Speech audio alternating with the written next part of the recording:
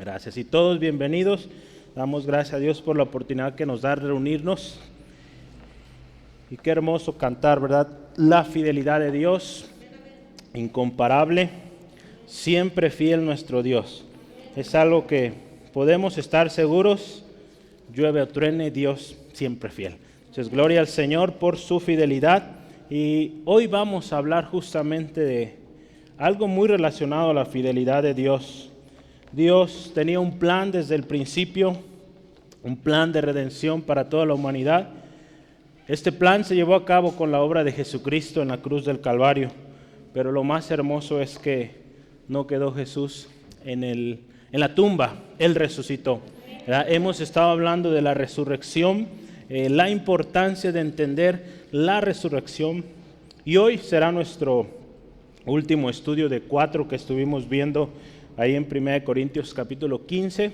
Entonces vamos empezando ahí, vamos abriendo nuestra Biblia en 1 Corintios 15 y vamos a estar hoy terminando el capítulo del versículo 51 al 58. El tema que vamos a ver hoy en este estudio es la victoria final sobre la muerte. Lo voy a anotar aquí para usted. Estamos en 1 Corintios 15, versículos 51 al 58. Si se fija, son los últimos versículos de este capítulo. La palabra de Dios nos dice así: He aquí, os digo un misterio. No todos dormiremos, pero todos seremos transformados. En un momento, en un abrir y cerrar de ojos, a la final trompeta, porque se tocará la trompeta, y los muertos serán resucitados incorruptibles, y nosotros seremos transformados. Porque es necesario que esto corruptible se vista de incorrupción, y esto mortal se vista de inmortalidad. Y cuando esto corruptible se haya vestido de incorrupción, y esto mortal se haya vestido de inmortalidad, entonces se cumplirá la palabra que está escrita: sorbida es la muerte en victoria.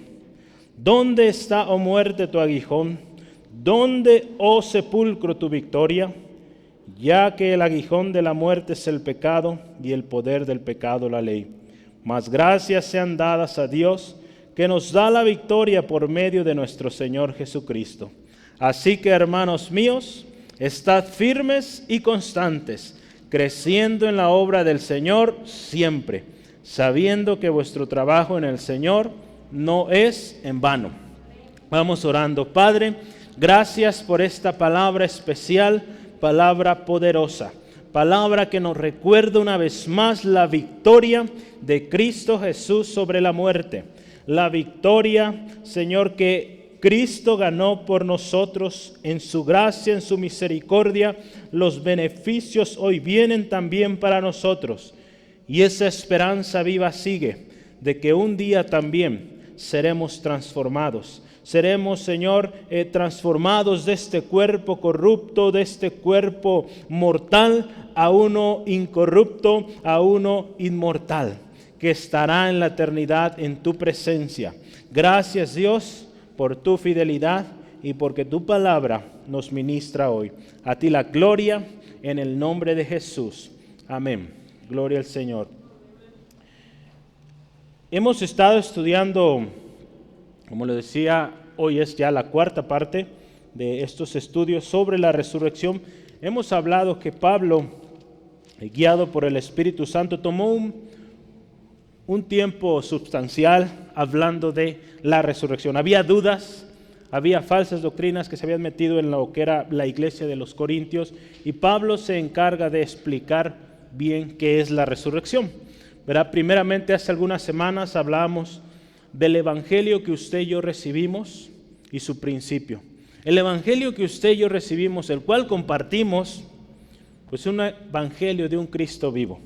No es un Cristo que quedó ahí en la tumba, ¿verdad? Es un Cristo vivo. Por lo tanto, base de nuestro evangelio es la resurrección. Por eso tenemos que creer que hay resurrección. Y número 2, siguiente semana estuvimos estudiando sobre la verdad irrefutable de la resurrección. Ahí en 1 Corintios 15, 12 al 28 estudiamos a través de distintos argumentos, Pablo, guiado por el Espíritu Santo, hablando a los corintios, generó una lista de argumentos refutando esa falsa idea de que no había resurrección. La semana pasada hablamos de la naturaleza de la resurrección. Justo ahí hablamos de cómo sería o será el cuerpo resucitado. ¿Verdad? Veíamos que era una de las preguntas, o Pablo se anticipa a esa pregunta, y si alguno pregunta cómo será el cuerpo del resucitado, pues de Dios depende. Dios sabe cómo será. Tenemos algunas pistas en la Biblia, ¿verdad? Ahí en Apocalipsis 20:21 podemos ver que será un cuerpo al menos que ya no se va a cansar, que ya no le va a doler, que ya no va a haber llanto, no va a haber tristeza. Entonces, al menos tenemos algunas pistas que el Señor nos dio, pero ¿cómo va a ser ese cuerpo? Pues sabemos, basado en la lectura hoy también leíamos, es un cuerpo incorruptible, es un cuerpo inmortal. Más detalles no lo sabemos, y veíamos la semana pasada, lo importante es que creamos en esto, tengamos nuestra esperanza viva de que Cristo resucitó, ¿verdad? Y que ya en vida, usted y yo, que hemos venido a Cristo, ya hemos vivido parte de esa resurrección. Dice la palabra en Efesios 2, que nosotros estábamos muertos en nuestros delitos y pecados, y Él nos dio vida juntamente con Él. Aquel que vive en pecado vive muerto. Todo lo que hace, esfuerzo que hace, no vale, no logra un cambio de vida, ¿verdad? Cuando venimos a Cristo hay nueva vida y hay un cambio verdadero. Entonces es importante, y hoy vamos a hablar cerrando toda esta serie de estudios, hablando de la victoria final. Es algo interesante y cómo Pablo termina de una manera excepcional hablando, y empieza, si usted se fija, un misterio que revela, ¿verdad?, esta transformación que usted y yo tendremos. Revela también la victoria sobre la muerte gracias a la obra del Señor Jesús, y al final vamos a ver también un llamado a permanecer firmes, constantes, sirviendo en la obra del Señor y esperando ese gran día, ¿verdad? No puede haber mejor manera de terminar esta serie de estudios hablando de la victoria que Cristo Jesús tuvo en la cruz y que también es nuestra victoria. Y lo más hermoso es que un día tendremos nosotros parte de esa gran victoria final, ¿verdad?, sobre nuestros enemigos, el pecado y la muerte, ¿verdad? Entonces yo quisiera que empecé, si está tomando notas, el primer subtema que yo quiero compartirle es: todos seremos transformados. Es el primer subtema. Todos seremos transformados.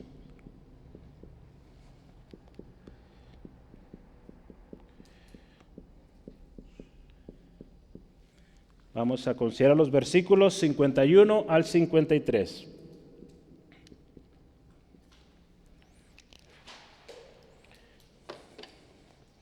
Teníamos algo de tiempo que no veíamos una palabra, ya se me cayó, griega, pues hoy vamos a verla. Yo quiero enseñarle una nueva, si no es que ya se la puede saber.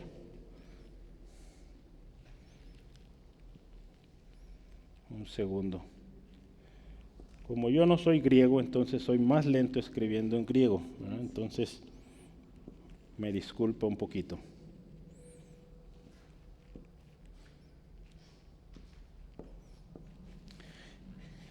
Así es en griego, y eso se pronuncia, o su pronunciación es musterium.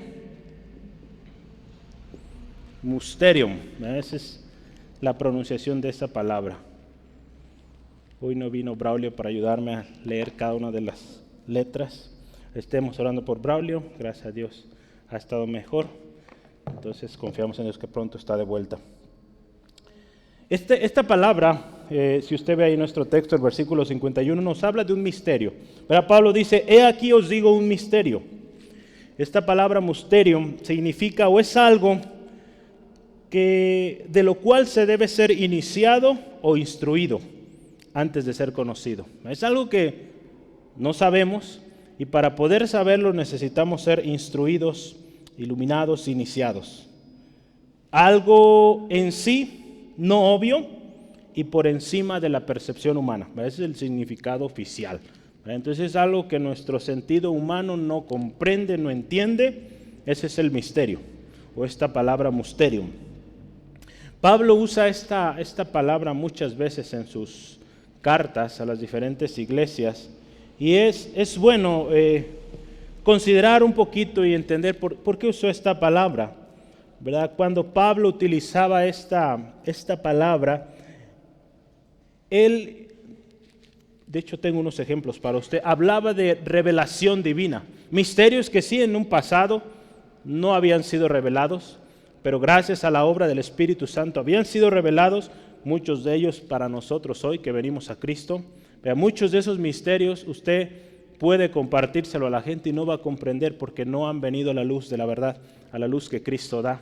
Por lo tanto, es importante tener la revelación del Espíritu para entender esos misterios, ¿verdad? Entonces, todo esto, todo creyente en Jesucristo le ha sido revelado esta palabra. Yo tengo algunos ejemplos que quisiera que veamos juntos de esta palabra usada, por ejemplo, ahí en Romanos 16, versículos 25 al 26.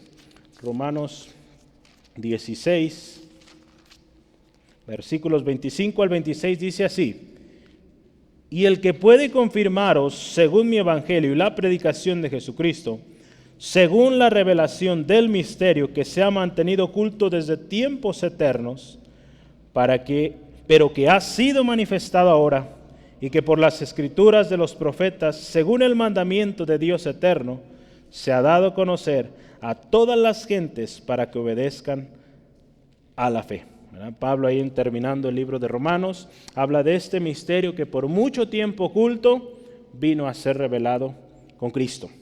Otro más, Efesios capítulo 3, versículos 2 al 6. Efesios 2, versículos 3 al 6. Entre los cuales también todos nosotros vivimos en otro, no, es 3, perdón, yo estoy en el 2. Efesios 3, versículos 2 al 6. Dice así: si es que habéis oído de la administración de la gracia de Dios que me ha dado para con vosotros, que por revelación me fue declarado el misterio, como antes lo he escrito brevemente, leyendo lo cual podéis cuál sea mi conocimiento en el misterio de Cristo, misterio que en otras generaciones no se dio a conocer a los hijos de los hombres, como ahora es revelado a sus santos apóstoles y profetas por el Espíritu. Mira, aquí la obra del Espíritu en la revelación. Que los gentiles, este es el misterio, son coherederos y miembros del mismo cuerpo y copartícipes de la promesa en Cristo Jesús por medio del Evangelio. Pablo en sus cartas habla de varios misterios, ¿verdad? Aquí habla en particular sobre los gentiles, ahí incluidos usted y yo, ¿verdad? Que nosotros podemos y somos parte también del cuerpo de Cristo. En particular este misterio de los cuales habla Pablo y pues en varios escritores en la Biblia, fueron revelados por el Espíritu Santo. Estuvieron ocultos en un tiempo, pero han sido revelados, ¿verdad? Y cuando se habla de estos misterios, cuando Pablo lo decía a los corintios, a los efesios, a los romanos y en sus diferentes cartas, nos habla de algo que es importante, que si usted y yo somos cristianos, creyentes, tenemos que conocer y estar conscientes, creerlos, porque son fundamentos de nuestra fe. Cuando se habla de misterios, tenemos que poner atención especial, y por un momento yo quisiera que me acompañe un texto más. Recuerda, es un estudio bíblico, entonces tomamos muchas notas. Primera de Tesalonicenses 4, versículos 13 y 15 vamos a leer también. Ahí habla sobre la venida del Señor. Aquí no habla necesariamente o no usa la palabra misterio, pero fíjese qué dice Pablo ahí. Tampoco queremos, hermanos, que ignoréis acerca de los que duermen, para que no os entristezcáis como los que no tienen esperanza. No queremos que ignoren, hermanos. ¿Verdad? Pablo está a punto de decir algo muy importante. Vamos al versículo 15. Por lo cual os decimos esto en palabra del Señor, que nosotros que vivimos, que habremos quedado hasta la venida del Señor, no precederemos a los que durmieron. Ahí usted sigue leyendo ahí, ¿verdad? Porque el Señor mismo, con voz de mando, con voz de arcángel, ¿verdad? Dice, con trompeta de Dios descenderá del cielo y los muertos en Cristo resucitarán primero. Entonces, ahí nos habla, ¿verdad?, de algo importante que nosotros tenemos que tener como cristianos, con esperanza, ¿verdad? Dice, no ignoren acerca de los que duermen, no se entristezcan como los que no tienen esperanza. Acuérdense, nosotros tenemos una esperanza que un día estaremos en la presencia de nuestro Señor. Si estamos en Cristo, ¿verdad?, un día estaremos allá. ¿Verdad? Si morimos, si este cuerpo muere, un día, ¿verdad?, seremos levantados, transformados para estar en su presencia. De eso estamos hablando hoy. No todos los misterios han sido revelados, ¿verdad? Hay varios que ya fueron, pero los que ya se revelaron, dice la palabra, tenemos que ser buenos administradores de ellos. ¿Sale? Entonces, es por eso, hermano, hermana, que como iglesia, pues tenemos que hablar de ellos. Gracias al Señor, Dios nos ha llevado. Primero estudiamos todo el libro de Romanos. Ya estamos a punto de terminar el libro de Primera de Corintios. Vamos a continuar con Segunda de Corintios. Entonces, donde estamos encontrando mucho de esto, enseñanza relevante, muy importante para la iglesia. Ahí en Primera de Corintios 4:1 dice, así que ténganos los hombres como servidores de Cristo y administradores, fíjese, de los misterios de Dios. Pablo ahí está hablando del ministerio de los apóstoles, ¿verdad? Pero habla ahí que siervos de Cristo o servidores de Cristo y administradores de los misterios de Dios, ¿verdad? Dios nos da una encomienda, ¿verdad?, de hablar, predicar su evangelio, y estos misterios que nos han sido revelados hay que compartirlos.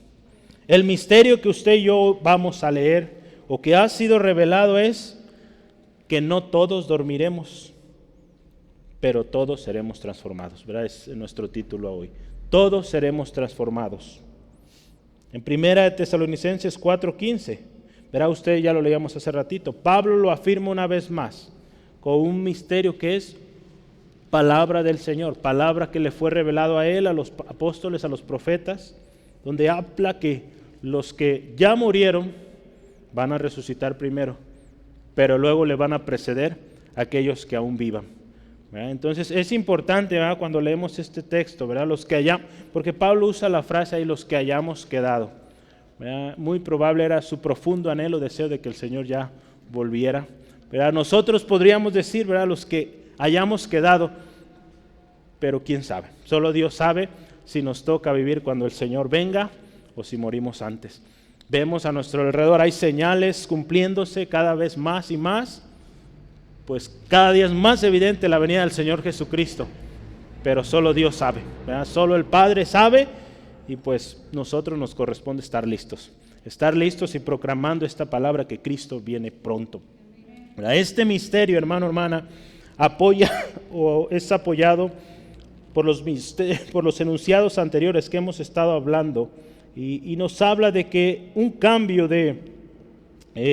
la semana pasada hablábamos de esto, que lo que es la carne y la sangre, ¿verdad?, no pueden heredar el reino de los cielos, ¿verdad? ¿Se acuerda? Vamos a ver ahí rápido los versículos 49 y 50, fíjese. Y así como hemos traído la imagen del terrenal, traeremos también la imagen del celestial, versículo 50. Pero esto digo, hermanos, que la carne y la sangre no pueden heredar el reino de Dios, ni la corrupción hereda la incorrupción, ¿verdad? Entonces es por eso que es necesaria la resurrección. Es necesaria, como hoy vemos, una transformación, ¿verdad? Porque este cuerpo, para muchos de nosotros ya con deficiencias, viejito, ¿verdad?, ya con algunas fallas en las rodillas, pues no, hermano, imagínese ese cuerpo allá en la eternidad, pues no va a funcionar, ¿verdad? Entonces, gloria al Señor, Dios nos va a dar un cuerpo nuevo, ¿verdad?, transformado, ¿verdad?, que pueda estar pues por la eternidad. Un cuerpo, dice ahí, celestial, ¿verdad?, inmortal, incorrupto. Entonces, todos, ¿verdad?, ese es el misterio con el cual empezamos. Todos seremos transformados. Es claro, y la palabra de Dios así lo confirma. Primero, los que murieron en Cristo, después los que se encuentren vivos cuando Cristo venga. ¿Sí? Yo quisiera que volvamos otra vez en 1 Tesalonicenses 4.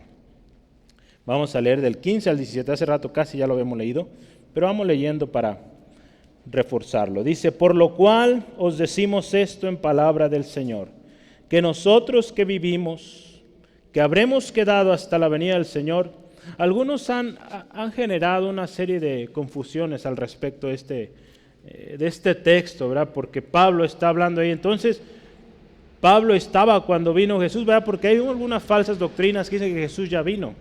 Entonces, hay que entender bien el contexto, pero no se trata de que Pablo estaría bien, no le tocó.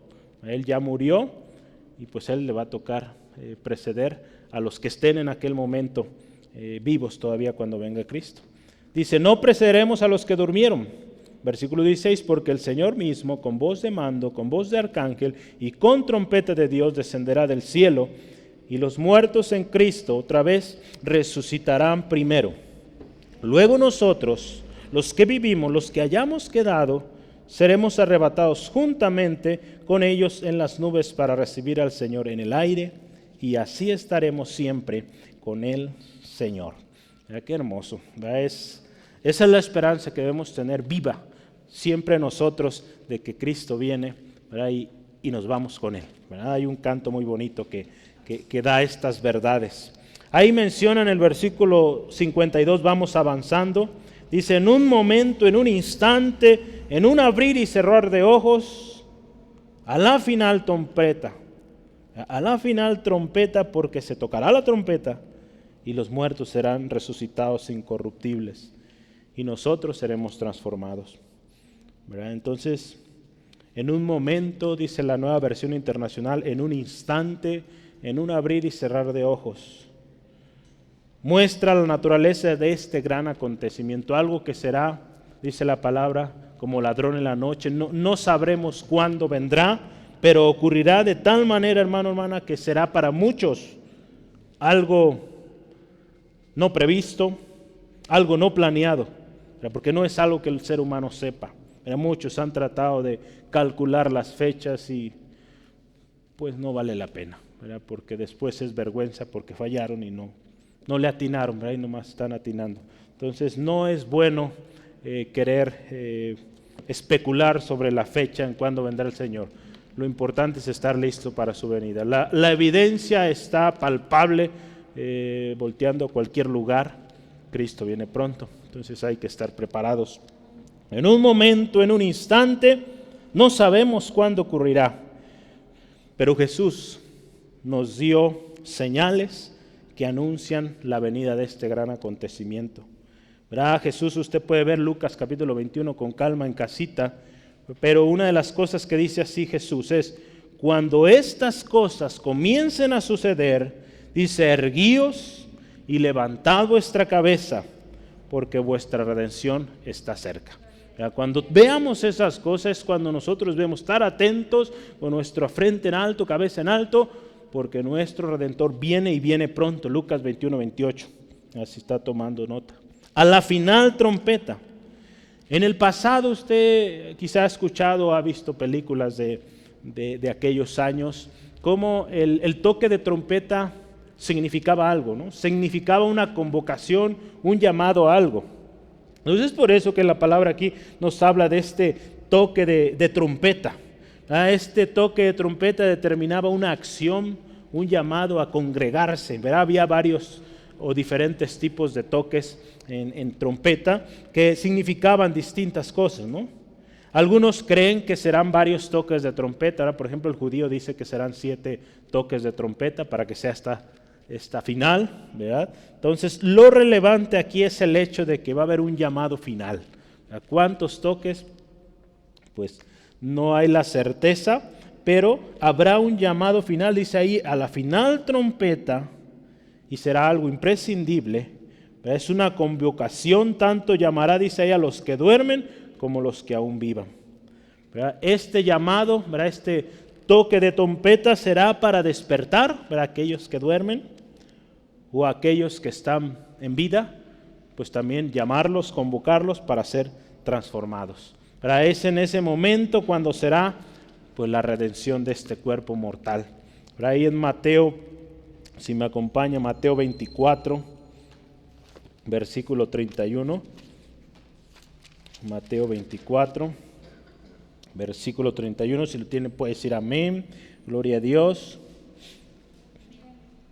Jesús está hablando, también tomó un tiempo muy considerado para hablar. El capítulo 24 habla de las señales de su venida, y ahí en particular en el versículo 31 dice: y enviará sus ángeles con gran voz de trompeta, y juntará a sus escogidos de los cuatro vientos, desde un extremo del cielo hasta el otro. Entonces va a llegar ese momento donde todos los escogidos, ¿verdad?, los que creyeron en Jesucristo, fieles al Señor Jesucristo, serán convocados. Es nuestra oración, y espero sea el deseo de cada uno de nosotros ser de esa multitud, ¿verdad?, que el Señor llamará. Ahí estemos, aquí estamos, vámonos, ¿verdad? Gloria al Señor. Es necesario en versículo 53, fíjese, vea qué dice nuestro texto principal, 1 Corintios 15. Porque es necesario que esto corruptible se vista de incorrupción y esto mortal se vista de inmortalidad. Es necesario esta transformación, ya lo veíamos hace unos momentos. Nuestra carne, nuestra sangre no puede, dice la palabra, heredar el reino de los cielos. Por lo tanto es necesaria una transformación. Lo corruptible, lo perecedero, que es este cuerpo, tiene que ser, como dice ahí la palabra, vestido de incorrupción, o debe ser imperecedero. ¿Verdad? Lo mortal o lo terrenal tiene que ser vestido de inmortalidad. ¿Verdad? Entonces es necesario que suceda esto, y nosotros tenemos que tener esta confianza, esta plena confianza de que esta necesidad y de que es un gran acontecimiento y de que debemos estar preparados para ese gran día cuando nuestro Señor Jesucristo venga. Yo quisiera hablar de un último texto en este primer tema, y es 2 Corintios capítulo 5. Vamos a leer ahí varios versículos. Yo quería seleccionar, pero es bueno que leamos todo, del versículo 1 al 10. Sígame con su vista. 2 Corintios capítulo 5, versículos 1 al 10. Porque sabemos que si nuestra morada terrestre, este tabernáculo, se deshiciere, escuche esto, tenemos de Dios un edificio, una casa no hecha de manos, eterna en los cielos. Y por eso también gemimos, deseando ser revestidos de aquella nuestra habitación celestial, pues así seremos hallados vestidos y no desnudos. Porque asimismo los que estamos en este tabernáculo gemimos con angustia, porque no quisiéramos ser desnudados, sino revestidos, para que lo mortal sea absorbido por la vida. Mas el que nos hizo para esto mismo es Dios, quien nos ha dado las arras del Espíritu. Así que vivimos confiando siempre y sabiendo que entre tanto que estamos en el cuerpo, estamos ausentes del Señor, porque por fe andamos, no por vista. Pero confiamos, fíjese una vez más, la confianza. Y más quisiéramos estar ausentes del cuerpo y presentes al Señor. Por tanto, procuremos también, o ausentes o presentes, serle agradables. Verá, porque es necesario que todos, fíjese, es necesario que todos comparezcamos ante el tribunal de Cristo, para que cada uno reciba según lo que haya hecho mientras estaba en el cuerpo, sea bueno o sea malo, ¿verdad? Todos vamos a compadecer ante ese gran tribunal, haya hecho bien o haya hecho mal, todos, ¿verdad? Entonces, qué importante que pues seamos de los que el Señor nos diga: bien, buen siervo fiel, sobre poco fuiste fiel, sobre mucho te pondré. Entre en el gozo de su Señor. Que ese sea nuestro llamado, ¿verdad? Y no el otro: nunca os conocí, apartaos de mí. Que no sea ese nuestro destino. Por eso hay que estar a cuentas, siempre. Muy bien, ¿vamos bien? Gloria al Señor. Vamos al siguiente tema que quiero... No me trajeron borrador, ¿verdad? ¿Dónde está? Ya lo hallé, acá está. Estaba abajo. El siguiente tema que yo le quiero compartir es victoria final sobre la muerte. Es prácticamente el título. Aquí es como el centro de nuestro mensaje hoy. Victoria final sobre la muerte.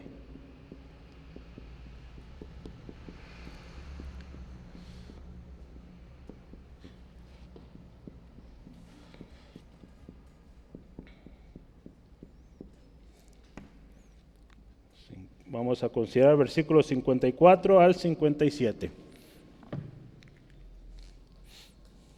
Por más que escribo y escribo, mi letra sigue igual, ¿verdad? Entonces, ore por mi letra, ¿verdad? Que cada vez sea mejor. Bueno, vea el versículo 54, vamos a verlo ahí. ¿Qué dice? Dice, y cuando esto corruptible se haya vestido de incorrupción, y esto mortal se haya vestido de inmortalidad, entonces se cumplirá la palabra que está escrita, sorbida es la muerte en victoria. Esta frase, sorbida es la muerte en victoria. Cuando todo esto se haya cumplido, nuestro cuerpo transformado, lo corruptible vestido de incorruptible, lo mortal vestido de inmortalidad, entonces, dice, sucederá algo tremendo, el final de la muerte. El final de la muerte, dice ahí, devorada por la aplastante victoria de la vida eterna provista por Cristo. Es una frase que viene en un libro, y yo quiero leerle diferentes versiones para que de este mismo texto o de esta frase, sorbida es la muerte en victoria. ¿Alguien sabe qué es sorbir o sorbida? Es como algo que se devora, ¿verdad? La nueva versión internacional lo llama la muerte ha sido devorada por la victoria. La versión cristiana estándar y la New King James en inglés le llama la muerte ha sido tragada en victoria. La versión de Message en inglés dice la muestra o la muerte tragada por la vida triunfante, ¿verdad? Entonces, consumida, devastada, ¿verdad? Consumida, devorada, ¿verdad? Este pasaje o esta frase en particular cita a un pasaje que está en Isaías. Ahí si usted y yo vamos a Isaías capítulo 25, este gran acontecimiento, ¿verdad?, será tan glorioso, ¿verdad?, porque la muerte aún tiene influencia, el pecado aún tiene influencia en nosotros, pero en ese momento, cuando usted será transformado de incorrupción, la muerte ya no tendrá más dominio, ni mucho menos el pecado, ¿verdad? Entonces será algo glorioso, ¿verdad?, porque ahí será el fin, ¿verdad?, de esos enemigos. Gloria a Dios. Vamos ahí, Isaías 25, versículo 8, ¿verdad? Capítulo 25 de Isaías, versículo 8. Dice, destruirá a la muerte para siempre, y enjugará a Jehová el Señor toda lágrima de todos los rostros, y quitará la afrenta de su pueblo de toda la tierra, porque Jehová lo ha dicho. Este pasaje, fíjese, Pablo está haciendo alusión a este texto, no textualmente, porque usted se fija, no dice exactamente lo mismo, pero se dice que la Biblia o el Antiguo Testamento, en la Biblia Septuaginta o en la versión Septuaginta, así lo escribe de la misma manera. Este texto que vemos en Romanos es el mismo que usted ve ahí en Isaías, ¿verdad? Entonces ese momento será el final de la muerte, porque no tendrá más dominio sobre nosotros. Y lo más hermoso, que también llegará a su final en el lago de fuego, ¿verdad? Hay un texto en Apocalipsis, vaya al final de su Biblia, Apocalipsis 20, versículos 12 al 15. En la visión que Juan tuvo del gran juicio en el gran trono blanco, dice ahí la palabra, versículos 12 al 15, y vi a los muertos, grandes y pequeños, de pie ante Dios, fíjese, todos, y los libros fueron abiertos, y otro libro fue abierto, el cual es el libro de la vida. Y fueron juzgados los muertos por las cosas que estaban escritas en los libros, según sus obras. Y el mar entregó los muertos que había en él, y la muerte y el Hades entregaron los muertos que había en ellos. Fíjese, y fueron juzgados cada uno según sus obras. Y vea esto. Y la muerte y el Hades fueron lanzados al lago de fuego. Esta es la muerte segunda. y el que no se halló inscrito en el libro de la vida fue lanzado al lago de fuego. Entonces fíjese, la muerte, el Hades, su final, lanzados al lago de fuego. Y lo más tremendo es que todos aquellos que no aceptaron a Cristo, ¿verdad?, que no vivieron en santidad, junto con ellos al lago de fuego. Entonces, este gran acontecimiento sucederá. Lo primero que ya veíamos, seremos transformados. Les decía la semana pasada, para bien o para mal. Unos resucitarán para juicio eterno, condenación eterna, y otros resucitarán para vida eterna, gozo eterno, alabanza eterna a nuestro Dios. ¿De qué lado queremos estar? ¿Verdad? Ahí en el versículo 55 y 56 es continuación de este texto que veíamos ahorita. Dice así: ¿dónde está, oh muerte, tu aguijón? ¿Dónde, oh sepulcro, tu victoria? Y dice ahí, ya que el aguijón de la muerte es el pecado y el poder del pecado la ley. Este versículo 55 no es, digamos, lo mismo, pero es análogo. Análogo es algo similar, ¿verdad? Hay un análogo en Oseas.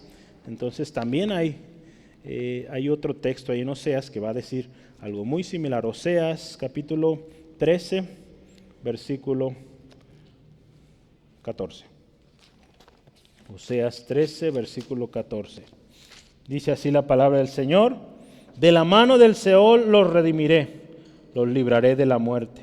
Y escuche aquí: oh muerte, yo seré tu muerte y seré tu destrucción. Oh Seol, la compasión será escondida de mi vista. ¿Verdad? Dice ahí, oh muerte, yo seré tu muerte. Bueno, entonces fíjese, llegará también ese momento donde la muerte, el pecado, destruidos, acabados, ya no más influencia en nosotros. Es una muestra de victoria definitiva y aplastante sobre la muerte. Hay una versión que me gusta mucho, como expresa algunos de estos pasajes, y hoy la escogí también. Y dice así: ¿quién tiene la última palabra, oh muerte? Ya le pregunta así: ¿quién tiene ahora la última palabra? Oh muerte, ¿quién te teme ahora? ¿Verdad? Es otra traducción de este pasaje. Pero ahora sí, ¿quién?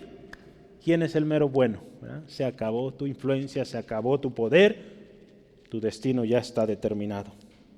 Gloria a Dios, dado que será el fin de la muerte, su aguijón, que es el pecado, ya no tendrá más influencia en nosotros, en los redimidos.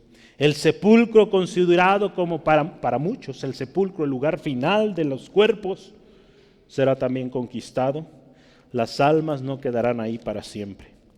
¿Verdad? Entonces fíjese qué importante, hermano, hermana, saber y creer en esto de la resurrección, porque quien no cree en esto, imagínese el destino que está por venir a su vida, al no creer que viene un juicio final, que viene este momento donde tendremos que comparecer ante la presencia del juez supremo y donde tendremos que dar cuentas de todo lo que hicimos, sea bueno, sea malo. Entonces el no creer en esto es algo fatal, ¿verdad? Entonces tenemos que creerlo, vivirlo y estar siempre alertas. El aguijón, dice ahí la palabra, de la muerte es el pecado. ¿Cómo es esto? Fíjese, el aguijón de la muerte es el pecado. Usted sabe que es un aguijón, ¿verdad? En los escorpiones, en las abejas, en diferentes animalitos es ese, pues, ¿qué será? ¿Cómo le vamos a llamar? ¿Cómo? Ponzoña, ¿verdad? Aquí también decimos en México. Entonces, al final de cuentas es algo que está, digamos, su herramienta de ataque, podríamos decirlo de una manera. Y la muerte a través del pecado, su aguijón, ¿verdad?, está constantemente al acecho, ¿verdad? La palabra nos dice, ¿verdad?, que el enemigo, el diablo, está alrededor de nosotros buscando cómo caigamos, ¿verdad?, buscando cómo devorar, cómo hacernos caer. Pero lo más interesante es que en este punto, ese aguijón ya no tendrá influencia sobre nosotros. Dice la muerte, fíjese, le voy a decir esta frase: la muerte no tendría poder para injuriarnos si no fuera por el pecado. Esto es verdadero por dos cosas. Porque si no hubiera pecado, no hubiera muerte. ¿Estamos de acuerdo? El día en que el hombre pecó, entró la muerte. La paga del pecado es muerte, mas la dádiva de Dios es vida eterna. Romanos 5:12. Entonces la muerte es por el pecado. Entonces, por eso están tan relacionados la muerte y el pecado.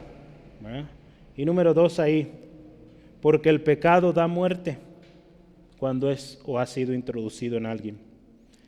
Si el pecado es perdonado, entonces la muerte es inofensiva. No puede infligir ningún mal porque se trata de una mera transición de un estado inferior a uno superior. Entonces, fíjese, aquí la relación, por eso Pablo aquí les dice a los corintios hoy, Espíritu Santo a nosotros, ¿verdad? Ese aguijón de la muerte que es el pecado, se habrá terminado, ¿verdad? ¿Dónde está ahora, oh muerte, tu aguijón? ¿Dónde quedó? Ya no puede, ya no podrá, ¿verdad? El poder del pecado es la ley.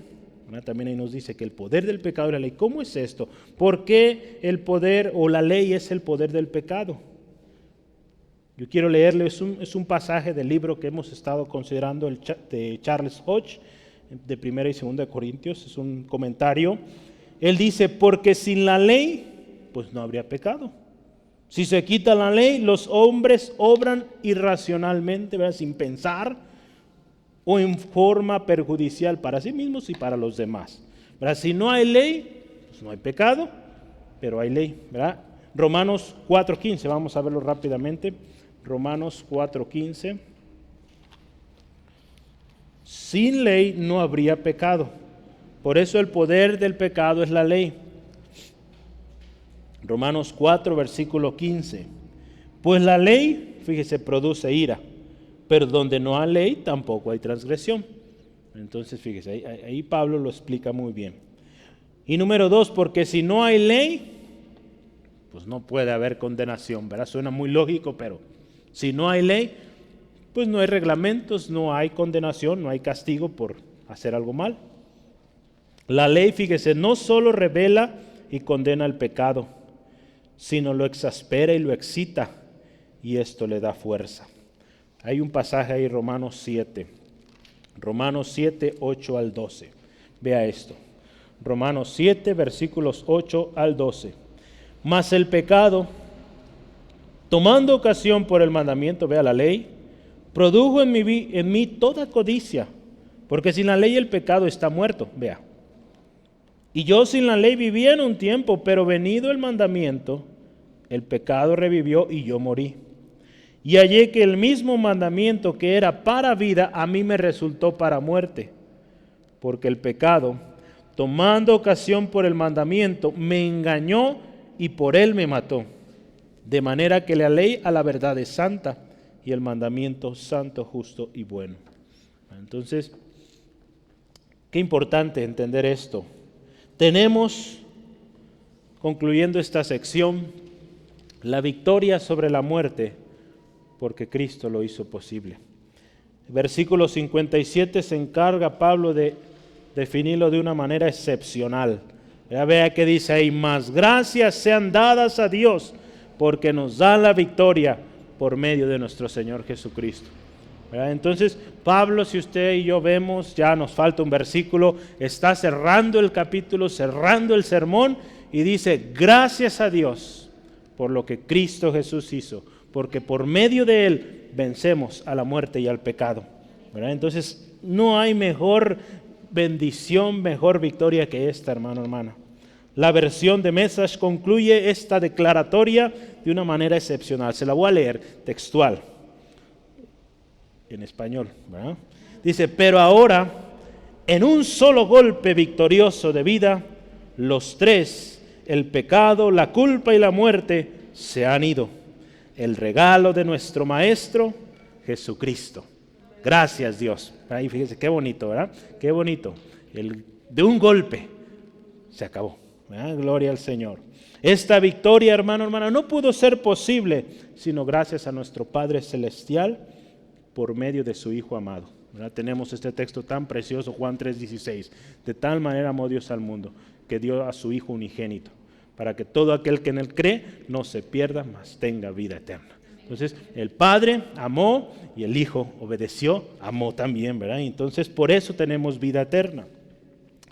A través de la muerte, hablamos de este término vicaria o sustitutiva de Cristo, que murió en nuestro lugar, en otras palabras, usted y yo somos librados del poder de la muerte y de la tumba.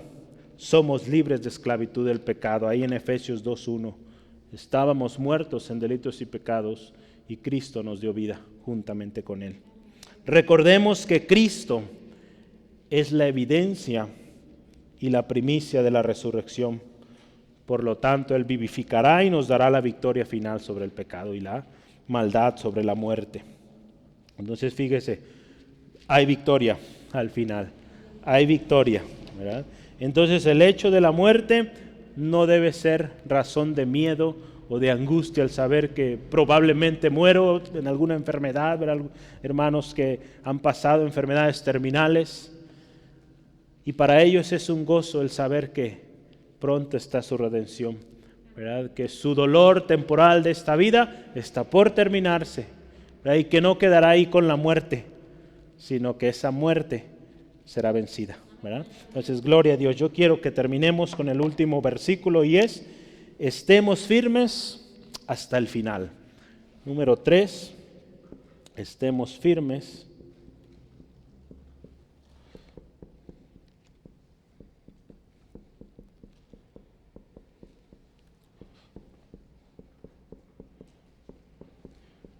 versículo 58. Después de un tiempo sustancial de enseñanza sobre la resurrección, Pablo termina con estas palabras: una exhortación a permanecer firmes hasta el fin. Firmes hasta el fin. Ninguna duda, problema o circunstancia, hermano, hermana, tiene que ser motivo para detenernos. Al contrario, todo problema, circunstancia tiene que seguir o ser motivo para que usted y yo sigamos firmes. Porque muchos tomamos la decisión contraria, la prueba, la dificultad y nos alejamos. No es la manera. Pablo aquí exhorta a los hermanos y les dice así, fíjese: hermanos míos amados, estad firmes y constantes, ¿verdad? Porque Cristo viene pronto. Y Él viene por una iglesia preparada, una iglesia que está firme, constante, creciendo, dice ahí en la obra del Señor, y sabiendo que todo lo que hacemos para el Señor no es en vano. Firmes y constantes, las cartas de Pablo, aun cuando en muchas de ellas, y a los corintios, coloquialmente diríamos, les llovió, ¿verdad?, las reprensiones, a los corintios, aun con eso, había palabras de amor y de motivación, de exhortación. Hermanos, estén firmes, constantes. Ahí siempre Pablo empujándolos. Vamos adelante, vamos. La victoria está cerca. Yo quiero solamente mencionar 2 textos donde Pablo habla de estar firmes. Gálatas 5:1 dice: estad pues firmes en la libertad con que Cristo nos hizo libres, y no estéis otra vez sujetos al yugo de la esclavitud. Firmes. Filipenses capítulo 4, versículo 1. Así que, hermanos míos, amados y deseados, gozo y corona mía, estad así firmes en el Señor, ¿verdad? Entonces, en varios, ¿verdad? Yo solo escogí 3. El último, 2 de Tesalonicenses 2:15. Me pude haber listado todas las cartas de Pablo, pero no hay tiempo. 2 de Tesalonicenses 2:15 dice así: los cuales mataron al Señor. Yo estaba en él. Es en primera, en segunda. Segunda de Timoteo 2:15.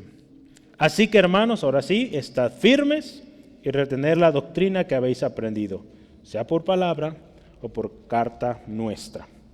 Entonces, Pablo aquí anima a los hermanos a permanecer firmes, conservando la doctrina. Pedro en una ocasión también lo hace y les dice: sed sobrios, velad, porque vuestro adversario el diablo anda como león rugiente, buscando a quien devorar, al cual dice: resistid firmes en la fe, sabiendo que los mismos padecimientos se van cumpliendo en vuestros hermanos en todo el mundo. Primera de Pedro 5:8 al 9. Este es un llamado a que todo seguidor de Cristo, mientras estemos en esta tierra, nuestra lucha es constante. Por lo tanto, tenemos que permanecer firmes, ¿verdad? No demos tregua, ¿verdad? Porque el enemigo nomás dice ahí claramente, ¿verdad? Por eso usa esta palabra, esta frase, león rugiente, alrededor buscando, ¿verdad? Él no va a descansar, ¿verdad? El enemigo puede durar quizá años esperando el momento en que usted y yo descuidemos un área de nuestra vida que no resolvimos, que no pedimos perdón al Señor, que no arreglamos con el Señor, para que cuando usted caiga el enemigo ya va a estar listo. Entonces tenemos que estar siempre preparados, hermano, hermana, siempre constantes. Y dice ahí número 2, creciendo en la obra del Señor, y me gustó ahí, siempre, siempre, ¿verdad? Un cristiano que está firme y que es constante, sirve en la obra del Señor, siempre. Esta palabra yo la subrayé, siempre. La vida cristiana no es un evento único. Yo un día dije, acepto al Señor Jesús como mi Salvador, ya soy cristiano y ya. Y nunca voy a la iglesia, nunca leo la Biblia, nunca oro, pero yo hice ese evento, un día dije y ya. Pues un cristiano verdadero es constante, es firme y está sirviendo, está creciendo en la obra siempre. La palabra siempre nos habla de una constancia, de algo que perdura hasta el fin. Pablo usó mucho estas palabras, Pedro, Lucas también, yo anoté algunos, fíjese. Siempre gozosos. 1 Tesalonicenses 5:16. Siempre preparados para presentar defensa. Ese es el texto favorito de los apologistas. 1 Pedro 3:15. Siempre preparados para la venida de Cristo. Lucas 12:40. Siempre sobrios, velando, porque nuestro adversario el diablo anda como león rugiente. 1 Pedro 5:8. Fíjese, varias veces siempre, siempre, siempre. ¿Verdad? Entonces, nuestra vida constante en oración, constante en la búsqueda de la llenura del Espíritu Santo, constante en la lectura de la palabra, no dejando de congregarnos. ¿Verdad? Hablábamos el domingo de comunión. Cuán importante es la comunión como cristianos. Le voy a decir esto, el inconstante no crece, el constante siempre crece.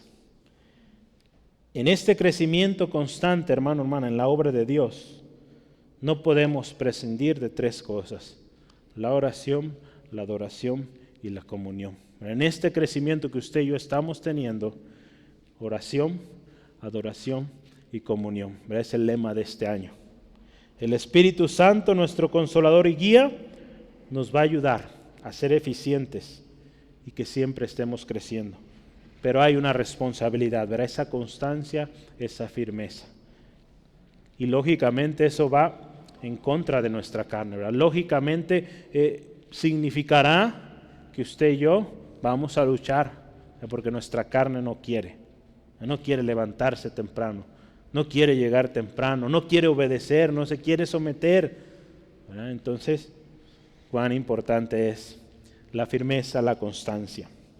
Y último, número 3, dice ahí, nuestro trabajo en el Señor no es en vano. Cuando estamos firmes, cuando somos constantes y estamos creciendo en la obra del Señor, nada de lo que usted haga para el Señor es en vano, hermano, hermana. Usted puede estar seguro de que todo lo que hace, dice la palabra, sea hecho, o sea de hecho, o sea de palabra, va a glorificar a Dios. Recordemos que todo lo que hacemos dentro y fuera de la iglesia, pues debe ser para el Señor, ¿verdad? Yo le voy a leer un texto rápidamente, si lo puede anotar por tiempo, yo lo leo rápido, es Efesios 6:6-8. No sirviendo al ojo como los que quieren agradar a los hombres, sino como siervos de Cristo, de corazón haciendo la voluntad de Dios, sirviendo de buena voluntad como al Señor y no a los hombres, sabiendo que el bien que cada uno hiciere, ese recibirá del Señor, sea siervo o sea libre. Casi, hermano, hermana, dice la palabra de Dios también, que casi, digamos, prácticamente todo lo que hacemos como seres humanos, es vanidad, ¿verdad? Eclesiastés 1, versículo 2 al 3. Todo es vanidad. Pero lo que hacemos para el Señor no es en vano, ¿verdad? Entonces todo lo demás es vanidad. Si es comprarnos una ropa que nos gusta, es vanidad. Si es comprarnos o tener un nuevo peinado, que pues yo ya no puedo, pero bueno, pues es vanidad, ¿verdad? Aún este corte que me hago es vanidad, pero lo que usted y yo hacemos para el Señor no es vanidad, o no es en vano. En este contexto de la resurrección, esto es un llamado a permanecer siendo fieles al Señor, porque aun cuando este cuerpo mortal se desvanezca, se muera, tendremos una eternidad con Cristo, donde todo sufrimiento, todo esfuerzo y trabajo habrá valido la pena, hermano, hermana. Y esto es porque sí hay resurrección. Por eso Pablo menciona este texto ahí. Cristo resucitó y nos dio vida eterna juntamente con Él. Yo quiero terminar la conclusión, le voy a leer un pasaje aquí que escribí. Todos seremos transformados, es un resumen de lo que vimos hoy. Vivos y muertos, todos compadeceremos al gran tribunal. Al final de todo, cuando la muerte ya no tenga más influencia y el pecado no tenga más oportunidad con nosotros, viviremos la eternidad con Cristo. Es necesario que este cuerpo mortal sea transformado. De otra manera no tendríamos oportunidad de entrar a la gloria con nuestro Padre Celestial. La culpa, la muerte y el sepulcro serán por completa vencidos.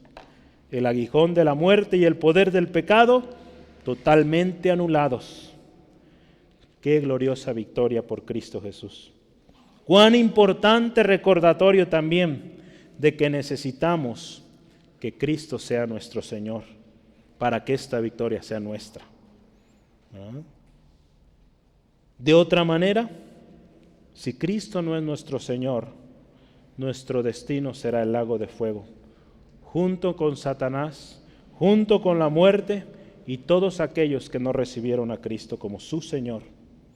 Pablo termina esta enseñanza sobre la resurrección de una manera especial, pero común en todas sus cartas. Una exhortación a estar firmes, constantes, creciendo en la obra del Señor y sabiendo que todo lo que hacemos para Dios no es en vano.